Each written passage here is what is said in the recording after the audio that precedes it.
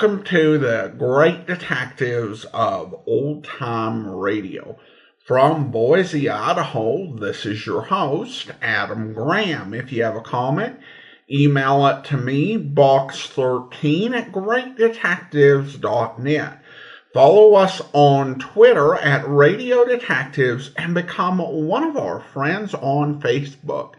Facebook.com/Radio Detectives. Today's program is brought to you in part by the financial support of our listeners. You can support the show by mail to Adam Graham, P.O. Box 15913, 15913, Boise, Idaho 83715. And you can also become one of our ongoing Patreon supporters for as little as $2 per month. And thank you so much to Chris for becoming our latest Patreon supporter at the Master Detective level of $15 or more per month. Again, thanks so much for your support, Chris. Well, now it is time for this week's episode of Tales of the Texas Rangers. The original air date on this is September the 9th, 1950, and the title is Dead or Alive. Presenting Joel McCrea as Jace Pearson in Tales of the Texas Rangers.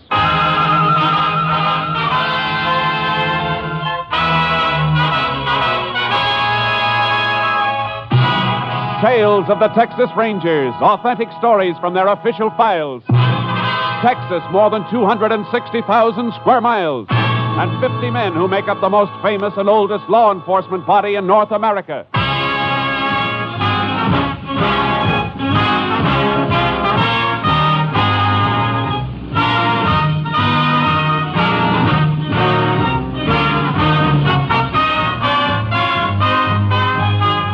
Now, from the files of the Texas Rangers come these stories based on fact. Only names, dates, and places are fictitious for obvious reasons. The events themselves are a matter of record.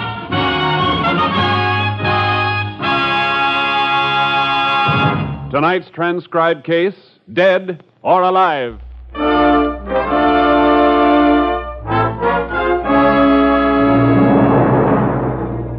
At exactly 9:13 a.m. on Wednesday, April 16th, 1947, the French freighter Grand Camp, carrying a highly explosive cargo of ammonium nitrate fertilizer, blew up in the harbor at Texas City, Texas. It was the first in a chain of explosions as chemical plants, tin smelters, and oil refineries disappeared in blasts and flame. Shortly after 1 a.m. the next morning, the major chain reaction was set off. The explosions rocking the city of Galveston 10 miles across the bay, where excited crowds gathered in the streets watching the raging, flame-pierced sky. Extra! Texas City death toll 300, hundreds more missing, scores of bodies unidentified. Paper, mister? Yeah, give me one. Here. Read about it. Unidentified dead toll, still bodies. Where are the names, Vance? Where's the list of the dead? Well, they only got a few of them identified. Well, is Ralph's name there? Wait a minute. No, he's probably all right. A working square like him would be. But he worked at one of the refineries they're burning. Stop blubbering. You want to attract attention to me? No, Vance, no, but he is my brother. I gotta worry about him, too, don't I? Yeah. Come on, over here, into this doorway. Look at that blaze over there across the bay. What a spot to clean up. Money, jewelry must be laying around the streets. Just wait. Vance, can't you crazy? There'll be police there, Rangers. You're in enough trouble now. Yeah, Lil, you're right. But I'm getting out of it now, for good. And that place over there is going to do it. Maybe your brother Ralph is one of the dead they haven't identified. You gotta go there, baby. If he is, you'll have to identify him. Oh. If he is there, in with the ones they don't know. There's nothing you can do to help him. But you can help me. Vance, what do you mean? Well, if you find him there, baby, you can identify the body and say it's mine. Vance. You want me in the clear, don't you, baby? They won't be chasing after me if they think I'm dead, don't you see? But my own brother. What are you asking me to do? I'm asking you to do as you're told. If you want to walk out on me, go ahead. But if you don't, you're going to want me to keep on running for the rest of my life? Or let them get me and send me to Huntsville for 10 to 20? Oh, I don't want anything to happen to you, Vance. You know that. Well, then show me, baby. Show me. You can't help Ralph when he's over there, but you can help me, don't you see? I'll get out of here tonight, and I'll let you know when to meet me. Maybe at that resort place we passed near Lake Bluewater. We'll be free, baby. You and me. Free from there on. But how? What'll we do for money? That'll be taken care of, too. There's a safe in Landstone. I've been itching to get at it for a long time. One last box job, baby, and enough to see us through. Now, go ahead, right now. And remember, if you find your brother, he ain't Ralph Brenner, he's me, Vance Young. And come back, pack up, and stay put till you hear from me. From then on, it's gravy. Nobody ever arrests a dead man.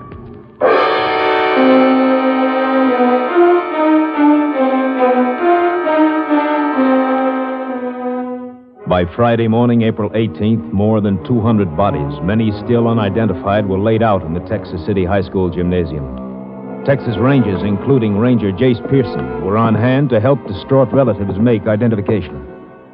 I can't believe it. You're sure your husband isn't in any of the other places where bodies are being held? No, Ranger. He may be all right.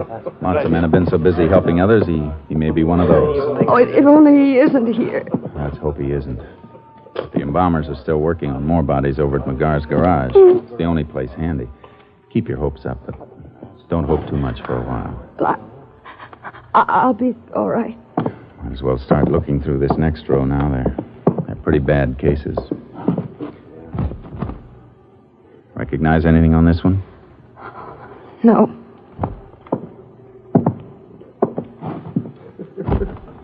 This? No. Come along. Here, help me with this. Surely. Let's put it down. I'm sorry. I'm very sorry, ma'am. Are you sure? That ring on his finger. I gave it to him a long time ago. Yeah, I know. It isn't easy, but try and get a grip. I'm all right, Ranger. You better give me the name for the tag. His name is Vance. My husband, Vance Young.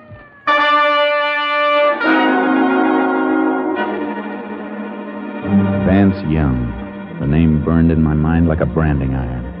There was no time to ask her, and yet I had to ask. It was part of my job. I waited until we got out into the street.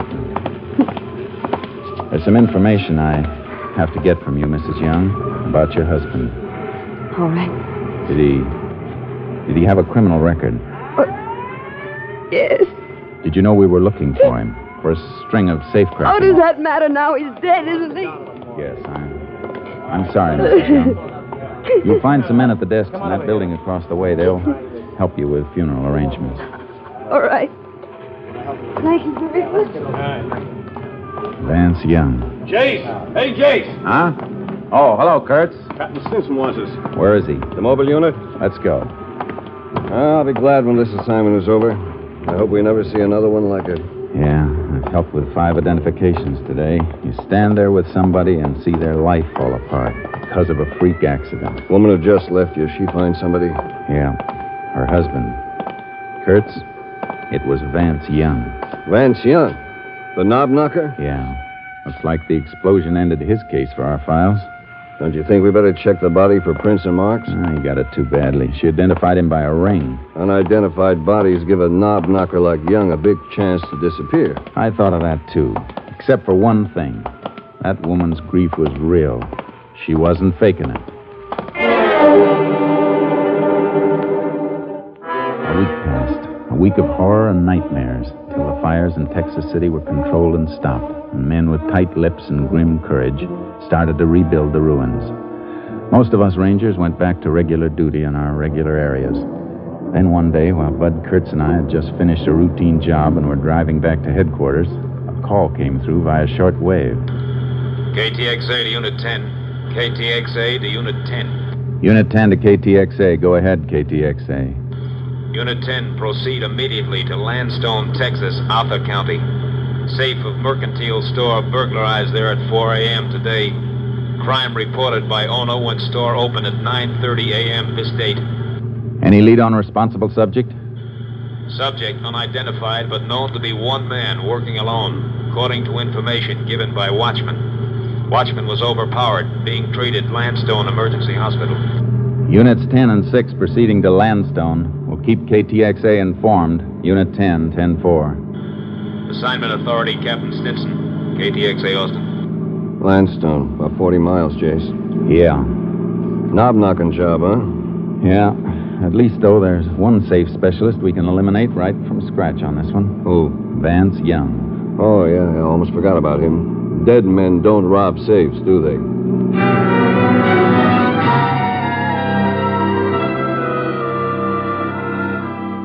We reached the Landstone Mercantile Store at 11:15, and Sheriff Joe Pastroni showed us through.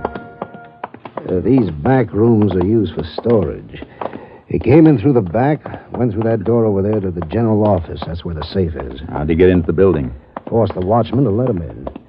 Watchman patrols this whole area, door shaker. Has keys to get into all the stores if he sees anything that looks funny. Well, then he must have met the safecracker outside. Yeah, I guess so. Watchman was pretty dazed this morning. But the doc is patching him up at the hospital. Deputy will drive him back here as soon as his head's fixed. Now, as you can see, been over everything for fingerprints. You find any? Sure, hundreds. They probably all belong to employees of the store. Best bet is to check the prints on the safe first. Already did that. Only 2 sets. Owner of the store and the bookkeeper. Well, that won't tell us anything, Jace, unless one of them robbed the store. It isn't likely. Better have a look at the safe now, Sheriff. Sure thing. Last office back here. What make is the safe, Sheriff? It's Will's Atlas, new model. That's a tough box, Jace. Steel and wrought iron plates and more alarm wires than the marionette show. Yeah, but a good safecracker could divert the alarm circuit without tripping it. Then the box is a cinch because he's got the wire holes to start working on. Here we are.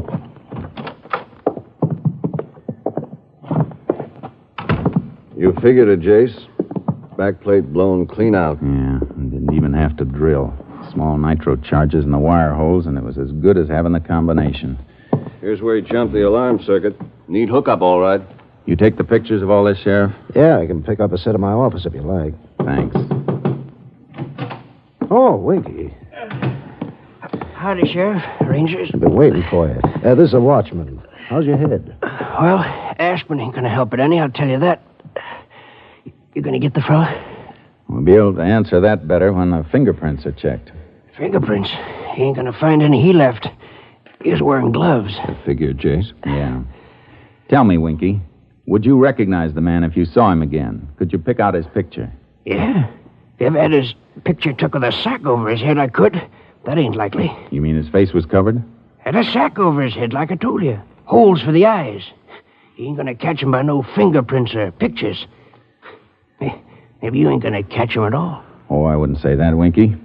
Sheriff, would you mind going down to your office for prints of the pictures of the scene here? I'd like them sent on to my headquarters for an MO check. Sure. Take care of it right away. What kind of check is an MO check, Ranger? It means modus operandi, Winky.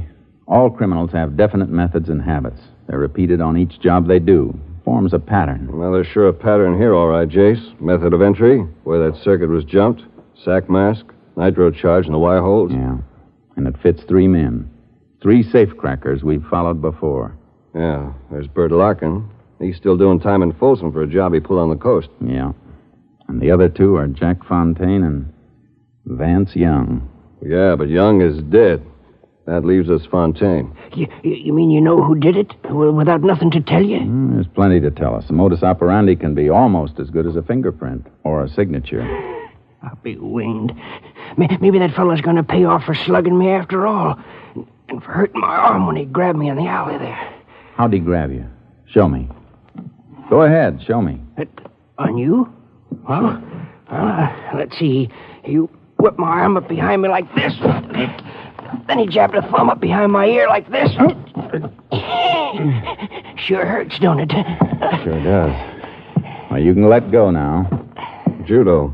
Still fits Fontaine, Jace. Yeah. Or Vance Young. He used it, too, on other jobs. When did he slug you? After he made me open up the back door and let him in. You mean he sneaked up on you before you could draw your gun? Sneaked nothing. That's why I didn't get onto him at first. Heard him come walking through the alley toward me like he's taking a shortcut. You heard him? Yeah, it was dark, so I didn't see the mask until I lit a match.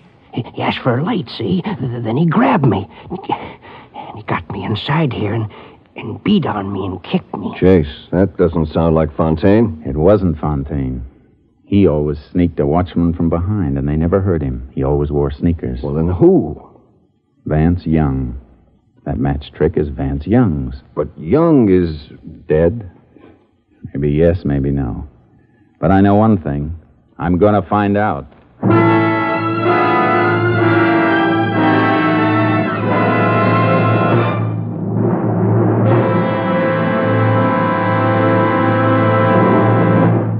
You are listening to Tales of the Texas Rangers, starring Joel McRae as Ranger Jace Pearson. And now, we continue with tonight's case, Dead or Alive, an authentic story from the files of the Texas Rangers.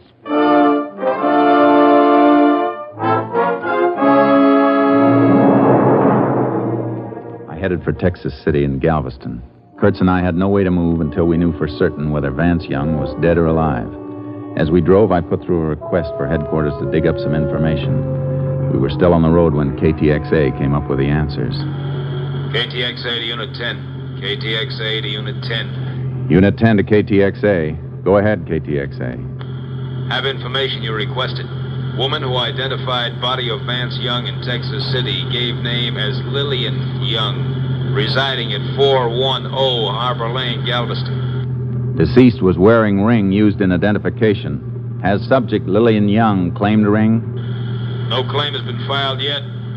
Ring still being held at property claims in Texas City. Unit 10 also requested check on place where body identified as Vance Young was originally found. Body was among those recovered from debris of Amalgamated Refinery Plant 7. Unit 10 believes identification may have been falsified. Possibility Vance Young still alive. Units 10 and 6 continuing investigation. May be tied in with robbery in Landstone, Texas. Proceed and keep KTXA informed. Authority, Captain Stinson. Unit 10, 10-4. KTXA, Austin. You get that address, Kurtz? Yeah, 410 Harbor Lane, Galveston. If we're right, she may have cleared out by now, but we've got to try it. What do you want me to do? I'll drop you at Texas City. Get that ring and check every living person who worked at Amalgamated. See if any of them remember that ring and the man who wore it. Right. I better call KTXA again and have that marriage record traced. Find out when and where that woman married Young. What her maiden name was, everything we can get. We'll be in Texas City in a couple of minutes. I can start the check from there and bring the information to you. Where'll we meet? A Harbor Lane address in Galveston.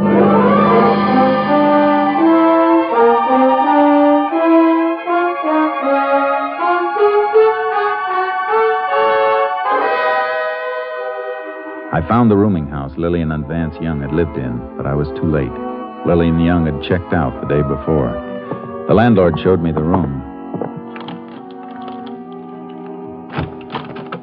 They lived here 5-6 months, all told. You get to know the husband very well? I tell you the truth, Ranger, I hardly ever saw him. Only time he ever left the place was at night. His wife said his eyes got hurt in the war or something. The sunlight bothered him. When did you see him last? When they moved out? No, he wasn't with her then. Last I saw him was, he went out about a week ago. Night of the big blast over at Texas City. Cracked the wall plaster here. Are you sure you didn't see him after that? Oh, I'm positive. I don't think he ever did come back. Didn't even hear no talking from the room. Just her. Crying an awful lot. I see. She decided to leave kind of sudden? Oh, like a jackrabbit hearing a hound dog. Left for work yesterday morning, came steaming back about an hour later. Give me the keys, pack up, and left. Came back from work. You know where she worked? Yeah, I do. She was a waitress. The Bayshore Diner. Bayshore Diner. Thanks.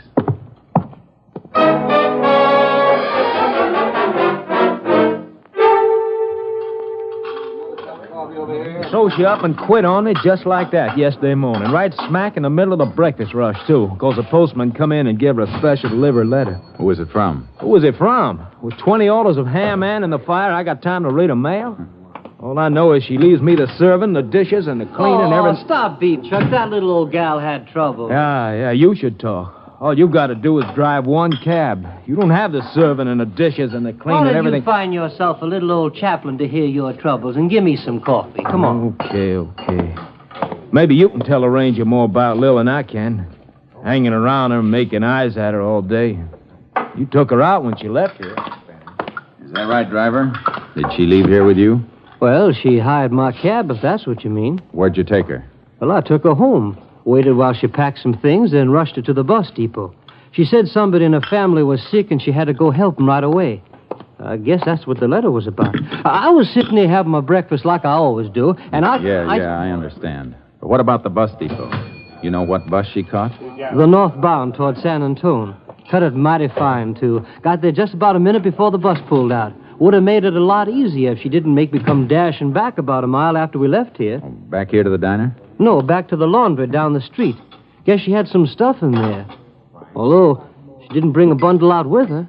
And then on top of that, she says she can't pay me. Not that I'd mind, except for the 10 extra blocks back to the laundry. I could have put the flag back up if she told me beforehand. You say the laundry's right down the street? Yeah, about half a block. Thanks. I'll walk down. Hey, Jace! Hi, Kurtz. Fellow at the rooming house told me you came down here. Yeah. Find out anything on that ring? Plenty. A couple of men who worked at Amalgamated recognized it. Belonged to a plant man named Ralph Brenner. Then it wasn't Young's. No. I got that rundown on Young's wife. Her maiden name was Lillian Brenner. The guy she identified was her brother, not her husband. Then that's why she was broken up. I knew that part wasn't an act. Come on. Where are we going? We're going into the laundry business.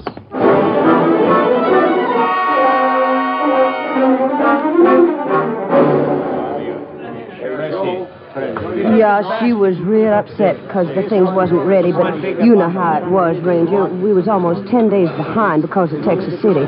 They was even using our delivery trucks for emergency over there. Some of our men left the job to help out. Yeah, sure, but what did she leave here? Waitress uniforms? Oh, lands, no. Diner up there has a regular uniform service.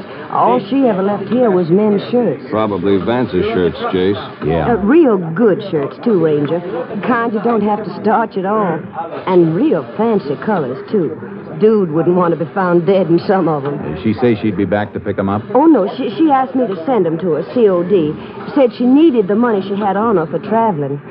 Shirts like that, you'd think her and her man was living off the top of the hog, but... Sure, but did she give you an address? Oh, yeah, I got it right here in this book. Right here. She wrote it down herself. General delivery, Lake Bluewater.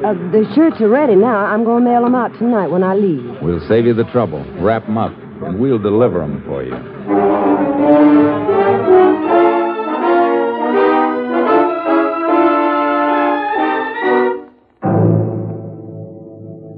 Kurtz and I headed for Lake Bluewater, towing our horses in a trailer, ready to follow Vance Young no matter which way he moved. It was dark as we drove into the town. The clock on the courthouse was just striking 9. Not many people on the streets, Jace.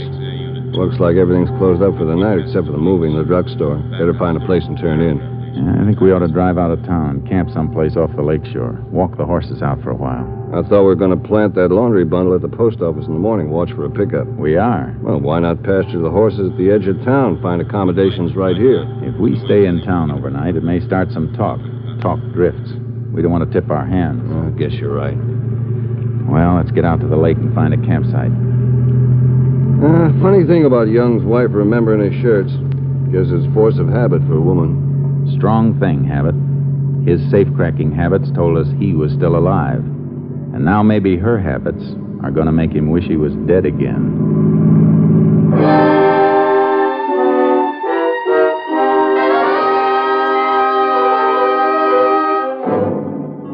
We took the road for the lake, past the summer cottages skirting the shore on one side of it.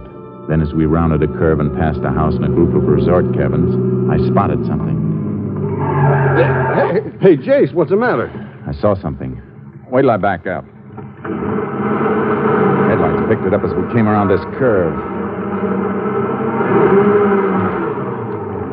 There. Look at those.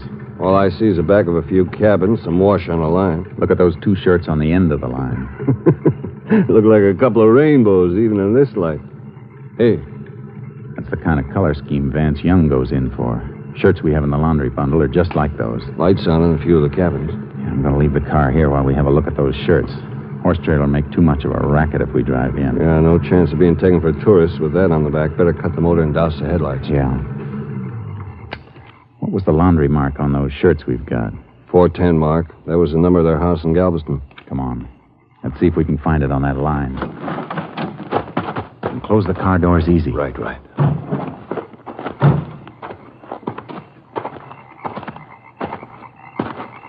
Take one of them down so we can get a better look at it. What's the matter? Clothespin stuck. There, I got it now.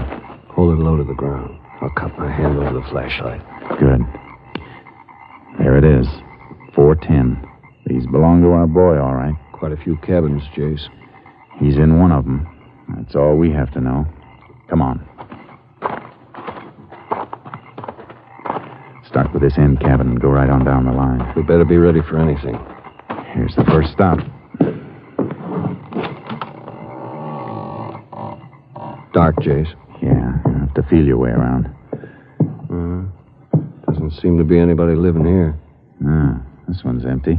Now let's move All on. right, you. What? Hey, put that flash out before I fire. No. Oh, Rangers. I'll put it out. That's better. Who are you? Name's Ed Bullock. I own these cabins. Just walking back from the boat dock with a couple of guests. Saw you sneaking in the dark. You looking for a place to stay? No. We're looking for a couple named Young. Oh, well, that's funny. It was Mr. Young who spotted your shadows. Hey, Mr. Young. Was that Young just with you? Yeah. Him and his wife was right behind me when I flashed light in here. They spotted us, Jace. Yeah. Come on. Hey, my boat. Somebody started my boat. Is that the only boat you got down there? Only one with a motor. There's a canoe. We're not going to reach them, Jace. They'll head across the lake. How far is it, Bullock? A mile and a half. Kurtz, grab your horse from the trailer. You can beat him around to the far side if you ride hard. When you get there, flash your light. That'll keep him from trying the shore over there. Right. What about you? I'm taking the canoe. And hurry! We'll get him. Ranger, I better go back to the office. My wife... You can faint later, Mr. Bullock. Right now, I need you. I'm going out in the canoe. Flash your light from this shore. They'll think I'm here and they won't dare land on either side. But make sure you don't turn the light on me in this canoe. All right, Bullock. Turn your light on as soon as I get out in the open water.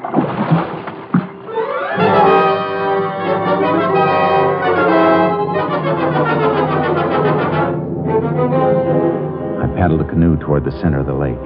Kurtz beat the Youngs around to the opposite shore, and I could still hear their motor when I saw the beam of Kurt's light. The Youngs saw it, too. The beam wasn't strong enough to reach them, but I heard the boat in a turn, and the motor came back toward me for a moment. Then it went dead on the dark water. What'd you stop the motor for, Vance? Shut up. They're waiting for us on each shore. But their lights don't reach us. Thanks, we gotta get out of Will here. you shut up and let me think? There's a little wind. The boat will drift to the far end of the lake. But that's so slow. Well, what do you want me to do? I can't swim like you can. Why can't you use the oars? Because the oarlock's weak, stupid. They'd hear him. Yeah, there's only two of them. They can't cover the whole shore. Gee, Vance, it's so dark. And Hey, I hear something. What? Something in the water. You're crazy. Can't you see their lights on the shore? Oh, Vance, I do hear something. I see it. It's a canoe. What? Don't move, Young. I'm coming into your boat. What, you? I'll brain you with this oar. Look out! Help! Help! Let go of me. Let go! Hey, have you got him? He can't swim. Where he's going, it won't matter. Grab onto the canoe and kick for shore. I got a nice dry shirt waiting for him.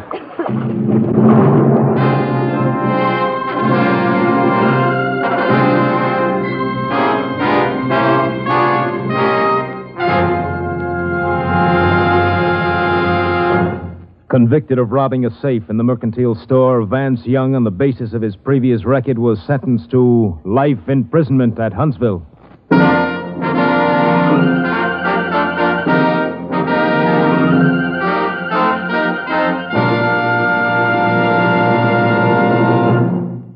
This is Joel McCrae. Many of our listeners, particularly in Texas, recall these cases we've been dramatizing, and some listeners have sent in questions about the Rangers. Yes, it's true. There are only 50 Texas Rangers. And to show you how busy these Rangers are, from 1946 to 1948, the Rangers handled nearly 17,000 cases. With Texas as big as it is, that means they cover about 4 times greater area per man than any other police officer in the world. Next week, we'll have another authentic story I believe you'll enjoy very much. Like the others, it's based on their official files, adding further glory to the Rangers. Hope you'll be listening. Good night. Next week, Joel McRae in another authentic reenactment of a case from the files of the Texas Rangers. Joel McRae is currently seen starring in the MGM production Stars in My Crown. This story was transcribed and adapted by Joel Murcott, and the program was produced and directed by Stacy Keach. This is Hal Gibney speaking. 3 chimes mean good times on NBC. Your Saturday hour of fun begins in 4 weeks. You'll hear Judy Canova and this young man. Hello, everybody. This is Dennis Day. On October 7th, I'll be starting a new season on the air. There'll be fun for all, lots of music and laughs. So join us for our opening show, October 7th, over your favorite NBC station. Yes, beginning October 7th, hear Dennis Day, then Judy Canova in an hour of fun on NBC.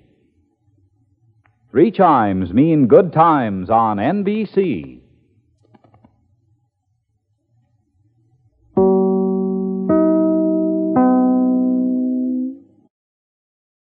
Welcome back. Well, what an amazing caseload the Texas Rangers have to deal with, or at least had to deal with in 1950. While there may have been some relatively simple cases in there, that is a really impressive count. What I really liked about this episode is that it was such a good illustration of modus operandi. I think particularly when it's explained in fiction, it's often far less watertight than you get in this episode. One example, and I think one of the earliest ones in the film No Deposit, No Return. It's a 1970s flick. Starred Darren McGavin, Don Knotts, David Niven was in it. And part of the plot involved McGavin playing a safecracker. And his M.O., as explained in the movie, involved the way he cracked the safe. And it also involved the fact that he was very unlucky, and despite his talent at opening safes, he never got away with anything.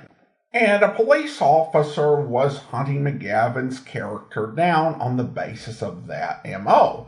And I think that's fine for a kid's movie, and No Deposit, No Return is a pretty fun little romp of a kid's film.